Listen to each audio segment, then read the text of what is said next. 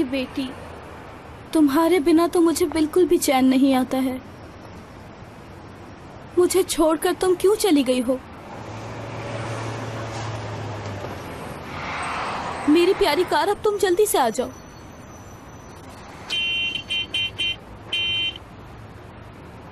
हाय, ये हॉर्न, इसको भी यहीं बजाना है। या अल्लाह, तू मेरा इम्तिहान क्यों ले रहा है? ये हॉर्न इसके मुंह पे ही मारूंगी। क्या टीट टीट टीट लगाई हुई है? अल्लाह अल्लाह।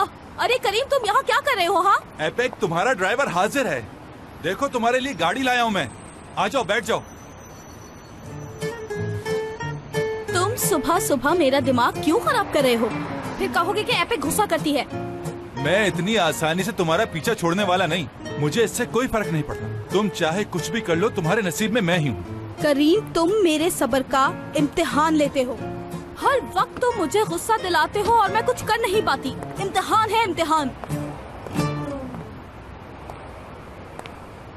जानती हो एपेक, सिर्फ तुम्हारे लिए सुबह सुबह यहाँ पर आया हूँ मैं, ताकि तुम्हें ऑफिस जाने में कोई परेशानी ना हो। अब अगर मैं ख्याल नहीं रखूंगा तो कौन ख्याल रखेगा तुम्हारा एपेक?